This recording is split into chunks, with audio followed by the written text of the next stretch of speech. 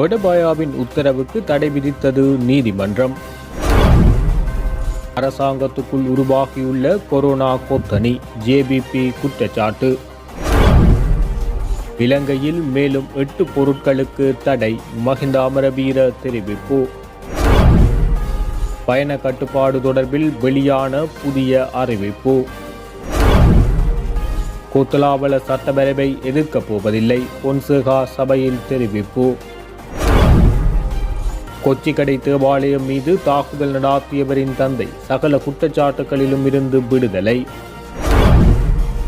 கொழும்பில் குண்டுவெடிப்பு அச்சுறுத்தல், போலீசார் தீவிர விசாரணை. சம்பந்தனை இழிவுபடுத்திய பாராளுமன்ற உறுப்பினர், கொதித்தெழுந்த சுமந்திரன். பட்டப்பகலில் வெள்ளைவானில் கடத்தப்படும் பொதுமக்கள், சுமந்திரன் சரத் வீரசேகர கடும் வாக்குவாதம். பயணிகளுக்கு தடுப்பூசிக்கான சான்றிதழ் கட்டாயமல்ல, போக்குவரத்து ராஜாங்க அமைச்சர் அறிவிப்பு. தொடர்ந்து போராடும் அதிபர் ஆசிரியர்கள் சங்கங்கள். பெருந்தோட்டத்துறையின் பலம் வாய்ந்த தொழிற்சங்க கூட்டணி விரைவில் உதயம், மனோ கணேசன் தெரிவிப்பு. இலங்கை அகதிகளுக்கு இந்திய குடியுரிமை, ஜெசிந்தா லாசரஸ் உறுதி.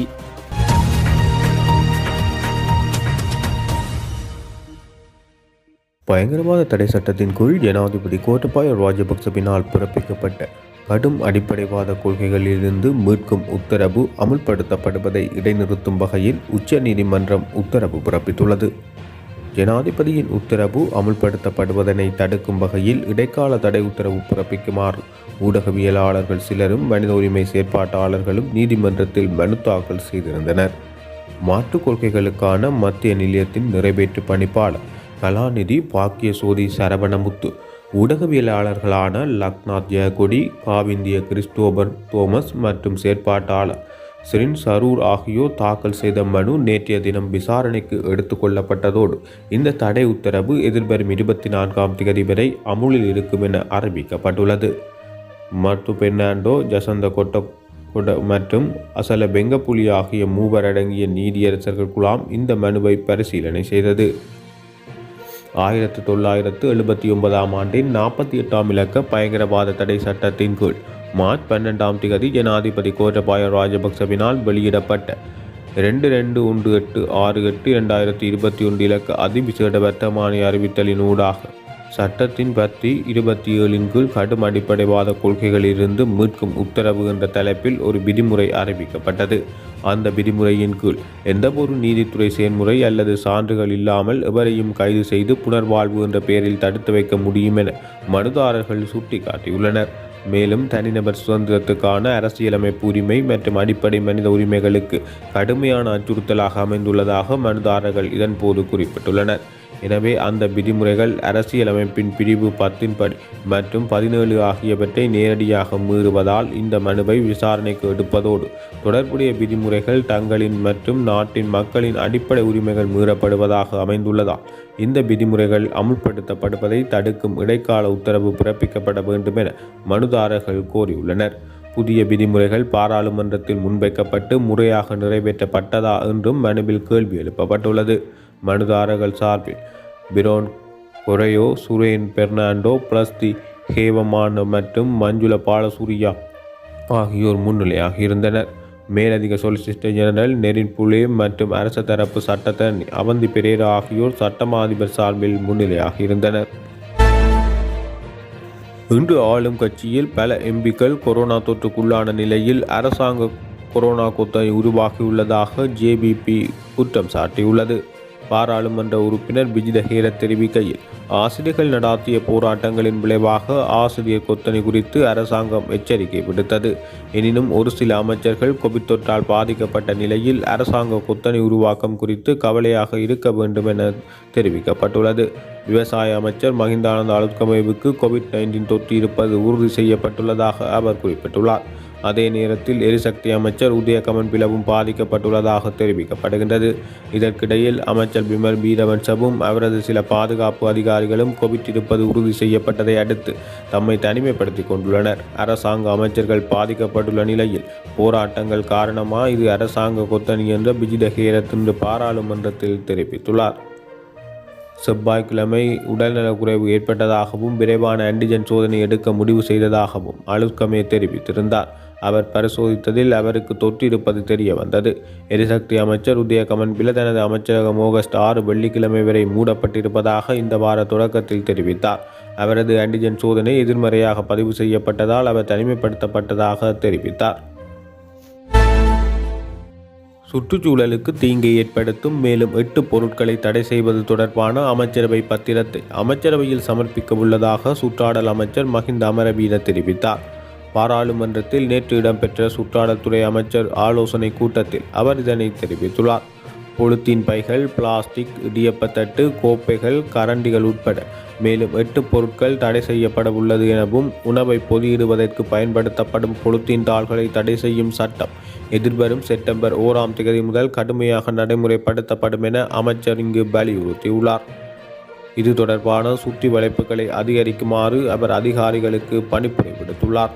தற்போதைய கோவிட்-19 தொற்று நோய் நிலையில் பயன்படுத்தப்படும் முகக்கவசங்கள் உரிய முறையில் அகற்றப்படாமை காரணமாக சமூகத்தில் சுற்றாடல் பிரச்சினை ஏற்பட்டிருப்பதாக பாராளுமன்ற உறுப்பினர் மதுர விதானகே இங்கு சுட்டிக்காட்டியுள்ளார். பயன்படுத்திய முகக்கவசங்களை உரிய முறையில் அகற்றுவது தொடர்பில் ஒழுங்கு விதியொன்றை அறிமுகப்படுத்த இருப்பதாகவும் இது ஏற்கனவே தயாரிக்கப்பட்டு சுகாதார அமைச்சின் அனுமதிக்கு அனுப்பி வைக்கப்பட்டிருப்பதாகவும் மத்திய சுற்றாடல் அதிகார சபை தெரிவித்துள்ளது. முகக்கவசங்களை அகற்றும் போது பொதுமக்கள் மிகவும் அவதானமாக செயற்பட வேண்டும் என தெரிவிக்கப்பட்டுள்ளது. நிலவும் ஆபத்தான சூழ்நிலையை அடுத்து மாகாணங்களுக்கு இடையிலான பயண கட்டுப்பாடை தொடர்ந்தும் அமுலில் வைக்க தீர்மானிக்கப்பட்டுள்ளதாக சுகாதார அமைச்சு அறிவித்துள்ளது. அத்துடன் அனைத்து அரச மற்றும் தனியார் நிறுவனங்களும் சுகாதார நடைமுறைகளை கட்டாயம் கடைபிடிக்க வேண்டும் என சுகாதார அமைச்சு அறிவித்துள்ளது. திருமண நிகழ்வுகளை நடாத்துவது குறித்து விசேட அறிவுறுத்தல் வெளியிடப்பட்டுள்ளது எனவும் மேலும் நேற்று ஜனாதிபதியுடனான விசேட கலந்துரையாடலில் கொரோனாவை கட்டுப்படுத்த பல நடவடிக்கைகள் எடுக்கப்பட்டுள்ளதாகவும் சுகாதார அமைச்சு தெரிவித்துள்ளது. சப்ரஹமுவ மத்திய மற்றும் மேல் மாகாணங்களிலும் காலி மற்றும் மாத்திரை மாவட்டங்களிலும் அவ்வப்போது மழை பெய்யக்கூடிய சாத்தியம் காணப்படுகின்றது எனவும் வடமேல் மாகாணத்தில் பல தடவைகள் மழை பெய்யக்கூடிய சாத்தியம் காணப்படுகின்றது எனவும் வளிமண்டலவியல் திணைக்களம் வெளியிட்டுள்ள அறிக்கையில் தெரிவித்துள்ளது. ஊவா மாகாணத்திலும் அம்பாறை, மட்டக்களப்பு மற்றும் முல்லைத்தீவு மாவட்டங்களிலும் சில இடங்களில் மாலையில் அல்லது இரவில் மழையோ அல்லது இடியுடன் கூடிய மழையோ பெய்யக்கூடிய சாத்தியம் காணப்படுகிறது எனவும் ஹம்பாந்தோட்டை மாவட்டத்தில் அவ்வப்போது மணத்தியாலத்துக்கு 40 தொடக்கம் 50 கிலோமீட்டர் வரை அதிகரித்த வேகத்தில் ஓரளவு பலத்த காற்று வீசக்கூடிய சாத்தியம் காணப்படுகின்றது எனவும் காலியிலிருந்து ஹம்பாந்தோட்டை ஊடாக பொத்துபில் வரையான கடற்பரப்புகளும் சிலாபத்திலிருந்து புத்தளம் ஊடாக மன்னார் வரையான கடற்பரப்புகளும் அவ்வப்போது கொந்தளிப்பாக காணப்படும் எனவும் சிலாபத்திலிருந்து கொழும்பு ஊடாக காலி வரையான கடற்பரப்புகள் அவ்வப்போது ஓரளவு கொந்தளிப்பாக காணப்படும் எனவும் கடலில் பயணம் செய்வோரும் மீனவ சமூகமும் இவ்விடயம் தொடர்பாக அவதானமாக இருக்குமாறு எச்சரிக்கை விடுக்கப்பட்டுள்ளது. இந்திய குடியுரிமை வேண்டும் என்பதே இலங்கை தமிழர்களின் பிரதான கோரிக்கையாக காணப்படுகின்றது. இவர்களுக்கு கல்வி கடன் வழங்க வேலைவாய்ப்பு முகாம் நடாத்தவும் நடவடிக்கை எடுக்கப்படும் என அகதிகள் மறுவாழ்வு நலத்துறை இயக்குனர் ஜெசிந்தா லாசரஸ் தெரிவித்தார். புதுக்கோட்டை மாவட்டத்தில் தோப்புக்கொல்லை, தேக்காட்டூர், அலியா நிலை ஆகிய இடங்களில் உள்ள இலங்கை அகதிகள் முகாமை ஆட்சியாளர் கவிதா ராமு தலைமையில் ஜெசிந்தா லாசரஸ் நேற்று ஆய்வு செய்தார். இதன்போது இந்திய குடியுரிமை வழங்க வேண்டும், குடிநீர், மின்விளக்கு, சாலை வசதி, வீடு, கழிப்பறை போன்ற அடிப்படை வசதிகளை மேம்படுத்த வேண்டும் என மக்கள் கோரிக்கை மனு அளித்துள்ளனர். பின்னர் தோப்புக்கொல்லை அகதிகள் முகாமில் ஊடகவியலாளர்களிடம் பேசிய ஜெசிந்தா லாசரஸ் தமிழக மக்களுக்கு கிடைக்கக்கூடிய அனைத்து சலுகைகளும் இலங்கை அகதிகளுக்கும் கிடைக்க நடவடிக்கை எடுக்கப்படும் எனவும் குடியுரிமை வேண்டும் என்பதுதான் இலங்கை தமிழர்களின் பிரதான கோரிக்கையாக காணப்படுகின்றது. இவர்களுக்கு கல்வி கடன் வழங்க வேலைவாய்ப்பு முகாம் நடாத்த நடவடிக்கை எடுக்கப்படும் எனவும் இதேபோல பெரம்பலூர் புதிய பேருந்து நிலையத்துக்கு எதிர்ப்புறம் உள்ள இலங்கை அகதிகள் முகாமுக்கும் இவர் நேரில் சென்று பார்வையிட்டுள்ளார். அங்கும் இந்திய நாட்டின் குடியுரிமை அடிப்படை வசதிகள் உள்ளிட்ட கோரிக்கைகளை இலங்கை அகதிகள் வலியுறுத்தியிருந்ததாக தெரிவித்துள்ளார். பெருந்தோட்டத்துறை சார்ந்த 4 முக்கிய தொழிற்சங்கங்கள் ஒன்றிணைந்து சம்மேளனமாக செயற்பட தீர்மானித்துள்ளது. இலங்கை தேசிய தோட்ட தொழிலாளர்கள் சங்கம், மலையக மக்கள் முன்னணி தொழிலாளர் தேசிய சங்கம், ஜனநாயக தொழிலாளர் காங்கிரஸ் ஆகியன இவ்வாறு ஒரே அணியாக செயற்படுவதற்கு தீர்மானித்துள்ளது. இது தொடர்பான கூட்டம் நேற்று தமிழ் முற்போக்கு கூட்டணியின் தலைவர் மனோ கணேசன், இலங்கை தேசிய தோட்ட தொழிலாளர் சங்கத்தின் பொதுச் செயலாளர் வடிவேல் சுரேஷ், மலையக மக்கள் முன்னணியின் தலைவர் வி ராதாகிருஷ்ணன் ஆகியோருக்கு இடையில் இடம்பெற்றது. இந்த கூட்டத்தில் தொழிலாளர் தேசிய சங்கம் சார்பில் முன்னாள் பாராளுமன்ற உறுப்பினர் மயில்வாகனம் திலகராஜ் கலந்து கொண்டார். இதன்போது பெருந்தோட்டத்துறை மக்கள் எதிர்நோக்குகின்ற பல்வேறு பிரச்சினைகளின் போது ஒரு தொழிற்சங்க சக்தியாக செயற்படுவதற்கு தீர்மானிக்கப்பட்டது என பாராளுமன்ற உறுப்பினர் வடிவேல் சுரேஷ் தெரிவித்துள்ளார். கூட்டத்தில் கலந்து கொண்ட பாராளுமன்ற உறுப்பினர் மனோ கணேசன் கருத்து தெரிவிக்கையில், மீனவர்கள், விவசாயிகள், அதிபர்கள், ஆசிரியர்கள் வீதிக்கு வந்து போராடுகின்றனர். நாங்கள் இன்னமும் தேயிலை, ரப்பர் பெருந்தோட்ட தொழிலாளர்களை தெருவுக்கு இறக்கவில்லை. அப்படி இறக்கி போராடும் பாசைதான் அரசுக்கு புரியும் என்றால் அதன்படி போராட நாம் தயார். நாட்டின் நிலைமையையும் தொழிலாளர்களின் நிலைமையையும் மனதில் கொண்டு நாம் அரசுக்கு அவகாசம் வழங்குகின்றோம். நாமே நேரடியாக கட்சி அங்கத்தவர்களுடன் தான் இப்போது போராடுகின்றோம். விரைவில் தோட்ட தொழிலாளர்களின் சம்பள பிரச்சினைக்கு தீர்வு காணுங்கள். இதை எங்கள் பலவீனமாக நினைக்க வேண்டாம். நியாயமான தீர்வு பெறாவிட்டால் தொழிலாளர்களை தெருவுக்கு இறக்கும் நிலைமை உருவாகும். நாட்டில் விலைவாசி பல மடங்கு அதிகரித்து விட்டது. சம்பளம் 1000 என்று எழுத்தில் எழுதி கொடுத்து விட்டார்கள். ஆனால் எத்தனை நாள் வேலை என தீர்மானிக்கப்படவில்லை. வர்த்தமானியில் கால அடிப்படை சம்பளம் என கூறப்பட்டது. அது என்ன கால அடிப்படை என்பதை தேடி பாருங்கள். பாராளுமன்றத்தில் தொழில் அமைச்சர் கொண்டு வந்த குறைந்தபட்ச சம்பளம் என்ற சட்ட மூலத்தில் மாதத்துக்கு 25 நாள் வேலை என்ற கொள்கை ஏற்றுக்கொள்ளப்பட்டுள்ளது. அதுதான் கால அடிப்படை. அப்படியானால் ஒரு நாளைக்கு 1000 ரூபாய் என்றாலும், மாதம் 25 நாள் வேலை என்றாலும் ஒரு மாதத்துக்கு 25,000 ரூபாய் ஆகும். அரசின் கணக்கு எப்படியோ தெரியவில்லை எனவும், தோட்ட தொழிலாளர்களை தோட்ட நிறுவனங்களுடன் பேசி தீர்த்து கொள்ளுங்கள் என கூறிவிட்டு அரசு கைகளை கழுவி கொள்ள முடியாது. பெருந்தோட்ட தொழிலாளர்களுக்கு நாள் சம்பளமாக 1000 ரூபாய் கிடைப்பதில்லை என தனக்கு இதுவரை முறைப்பாடு கிடைக்கவில்லை என அமைச்சர் நிமல்சிறி பாலடி சில்வா தெரிவிக்கின்றார். இது ஆச்சரியம். பெருந்தோட்ட தொழிலாளர்களுக்கு நாள் சம்பளமாக 1000 ரூபாய் முறையாக கிடைப்பது இல்லை. அது நிறை மற்றும் எத்தனை நாள் வேலை என்பனவற்றில் தடையாகின்றது என மனோ கணேசன் தெரிவித்துள்ளார். அதிபர், ஆசிரியர்களின் சம்பள பிரச்சினைகள், முரண்பாடுகளுக்கு தீர்வு பெற்று தருமாறு கோரி சில தொழிற்சங்கங்கள் கடந்த 4ஆம் திகதி கண்டியில் ஆரம்பித்த பேரணி இன்று 4வது நாளாகவும் முன்னெடுக்கப்படுகின்றது. இன்று முற்பகல் 10 மணிக்கு பஸ்யால நகரில் ஆரம்பமாக உள்ள இந்த பேரணி ஜக்கல நகரில் நிறைவு செய்யப்படவுள்ளது. இதேவேளை தமது தொழிற்சங்க நடவடிக்கை தொடர்ந்து முன்னெடுத்து செல்லப்படும் என இலங்கை ஆசிரியர் சங்கத்தின் பொதுச் செயலாளர் ஜோசப் ஸ்டாலின் தெரிவித்துள்ளார். இதன்படி இணைய வழி கற்பித்தல் நடவடிக்கையிலிருந்து விலகி அதிபர், ஆசிரியர் சங்கங்கள் முன்னெடுத்து வரும் தொழிற்சங்க போராட்டம் இன்று 27வது நாளாகவும் தொடர்கின்றமை குறிப்பிடத்தக்கது. சிவில் உடையில் பொதுமக்கள் போலீசாரினால் பட்டப்பகலில் கடத்தப்படுவதாக தமிழ் தேசிய கூட்டமைப்பின் பாராளுமன்ற உறுப்பினர் சுமந்திரன் தெரிவித்துள்ளார். இத்துடன் இவ்வாறான ஒரு சம்பவம் இடம்பெறுகையில் எதற்கு அமைச்சர் என ஒருவர் இருக்கின்றார் எனவும் அவர் கேள்வி எழுப்பியுள்ளார். இவ்வாறான கைதுகள் நாட்டில் சட்டம் ஒழுங்கினை முற்றாக செயல் இழந்துள்ளமையை காண்பிக்கின்றது என சுமந்திரன் சுட்டிக்காட்டியுள்ளார். சந்தேக நபர்களை கைது செய்வதற்கு ஏன் போலீசார் வெள்ளை வானில் வருகின்றனர்? சிவில் உடையில் வந்து கைது செய்வது பிழையான முன் உதாரணம். நாளை குற்றவாளிகளும் அதனை செய்யலாம் என தெரிவித்துள்ளார்.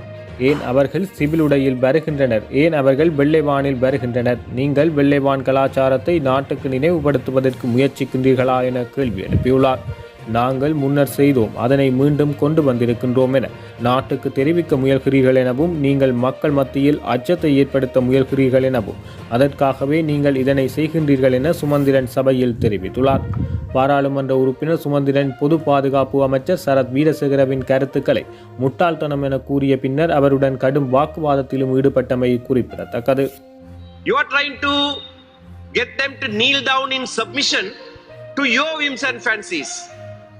The culture of impunity is at the highest ever since the war ended in this country. And that is today. Because no one knows if a person can be arrested after going for a live TV show outside the studio. MPs can be arrested as we leave the parliament for what we have said here. Of course you won't say because we made this speech in parliament, it is privilege. But that would be the real reason. That would be the real reason for take.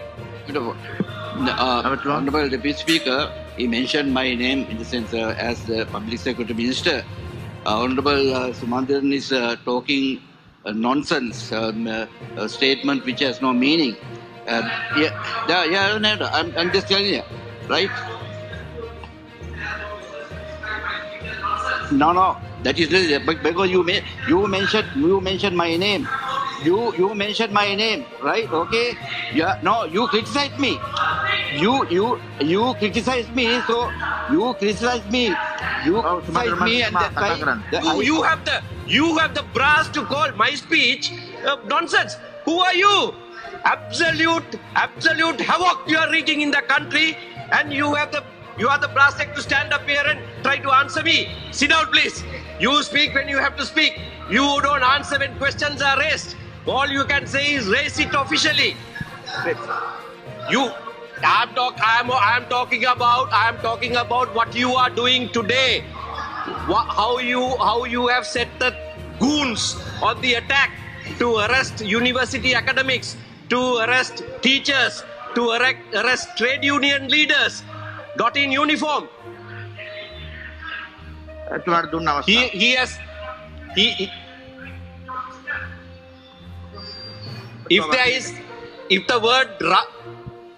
the word nonsense is to attach to anything, that is to the Honorable Minister, not to my speech. I am making a point.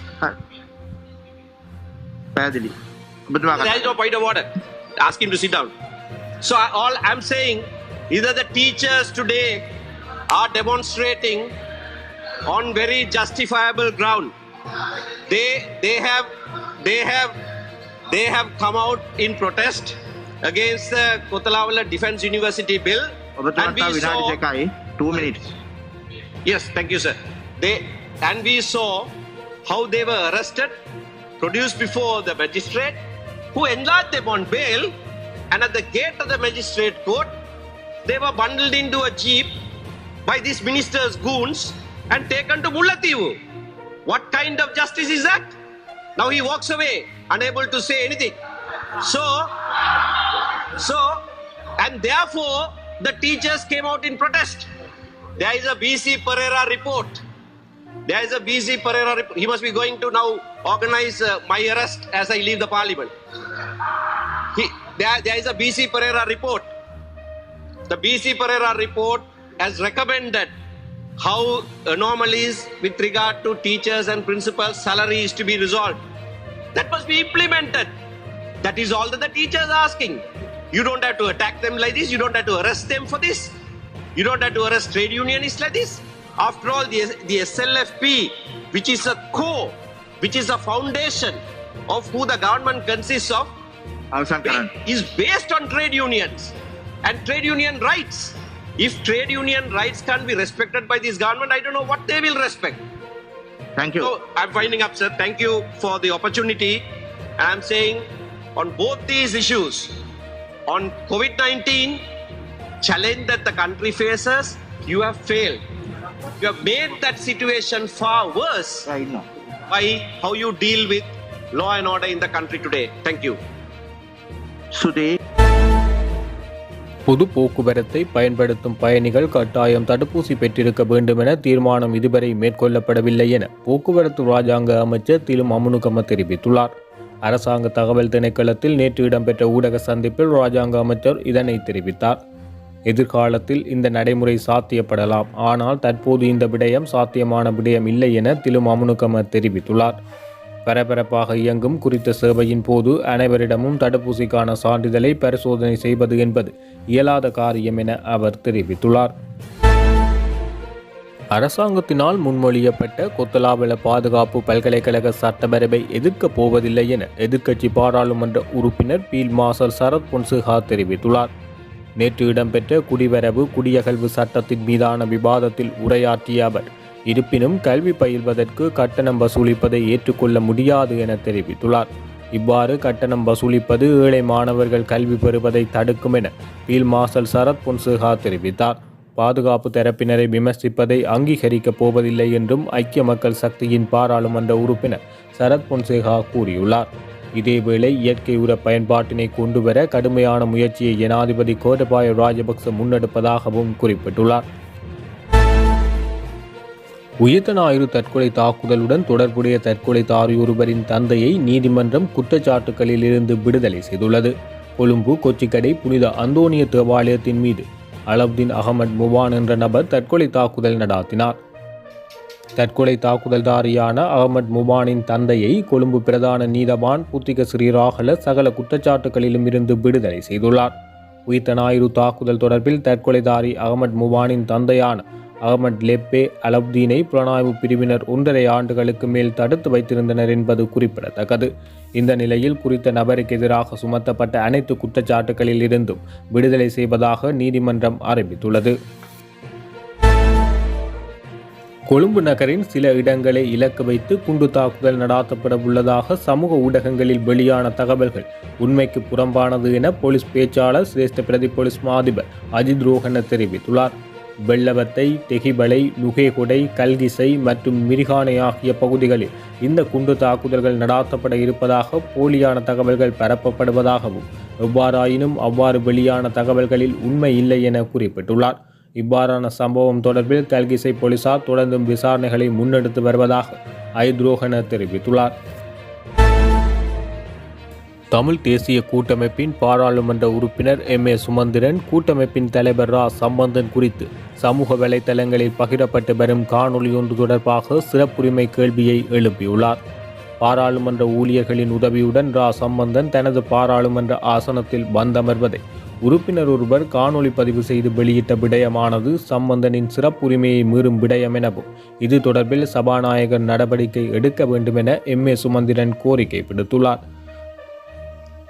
Tamil தேசிய கூட்டமைப்பின் பாராளுமன்ற உறுப்பினர் ரா சம்பந்தன் கடந்த பாராளுமன்ற அமர்வில் பாராளுமன்ற ஊழியர்களின் உதவியுடன் தனது பாராளுமன்ற ஆசனத்தில் வந்தமர்ந்தார். இந்த காட்சியை பாராளுமன்ற உறுப்பினர் ஒருவர் தன்னுடைய கைத்தொலைபேசியில் ஒளிப்பதிவு செய்துள்ளதோடு அதனை பட்டி டிவி என்ற சமூக வலைதளத்தினூடாக பகிரப்பட்டுள்ளது. இந்த விடயம் தொடர்பில் நேற்று பாராளுமன்றத்தில் கருத்து வெளியிட்ட எம்.ஏ. சுமந்திரன் ரா சம்பந்தனின் சிறப்புரிமையை மீறும் வகையில் இந்த சம்பவம் இடம்பெற்றுள்ளதாகவும் இது தொடர்பில் சபாநாயகர் நடவடிக்கை எடுக்க வேண்டும் எனவும் கோரிக்கை விடுத்துள்ளார். தனது முழங்காலில் உள்ள பிரச்சினை காரணமாக சிகிச்சை பெற்று வரும் சம்பந்தன் பாராளுமன்ற ஊழியர்களின் உதவியுடன் தனது பாராளுமன்ற ஆசனத்தில் வந்தமர்வதை பாராளுமன்ற உறுப்பினர் ஒருவர் காணொலி பதிவு செய்து சமூக வலைதளத்தினூடாக பகிர்ந்துள்ளார். பாராளுமன்றத்துக்கு வருவதற்கு கூட முடியாத தள்ளாடும் வயதில் பதவி ஆசையில் பாராளுமன்ற உறுப்புரிமையை இன்னொருவருக்கு கொடுக்க முடியாமல் பேருக்காக பாராளுமன்ற உறுப்பினர் பதவியில் இருப்பதென்பது சம்பந்தன் அவர்களுக்கு மக்கள் அளித்த வாக்குகள் வீணான வாக்குகளாகவே போயுள்ளது என பின்னணி குரல் அக்காணொலியில் ஒலிக்கின்றது. நான் நியாயமாக சிந்திக்கும் அனைத்து பாராளுமன்ற உறுப்பினர்களின் சார்பாக இந்த சிறப்புரிமை கேள்வியை எழுப்புகின்றேன். இது ஒரு பாராளுமன்ற உறுப்பினரின் சிறப்புரிமையை மீறுவதையும் தாண்டி ஒரு இழிவான செயலாகும். எனவே காணொலி பதிவு செய்த பாராளுமன்ற உறுப்பினரை அடையாளம் கண்டு அவருக்கு எதிராகவும் அதனை வெளியிட்ட பட்டி டிவி என்ற வலைத்தளம், பேஸ்புக் மற்றும் யூடியூப் பக்கங்களை நிர்வகிப்போருக்கு எதிராக உடனடியாக கடுமையான சட்ட நடவடிக்கை எடுக்குமாறு சபாநாயகரை வலியுறுத்துவதாக கேட்டுக்கொண்டுள்ளார். ඔබතුමාට තියෙන වරප්‍රසාද ප්‍රශ්නයක් මතු කරන්න ඒකෙදි ගන්න. Thank you, sir. Yeah, you go ahead. I am raising a question of privilege today that is of utmost importance. On 19th July 2021, Honorable R. Sambandhan, the oldest member of this parliament, was helped by the parliament staff to walk down the steps inside the chamber. This is because he presently has an ailment in one of his knees which is under treatment, and also because it is not possible to bring the wheelchair to the front row. This is despite the fact that Parliament itself has passed laws making it mandatory to have disabled access in all government buildings.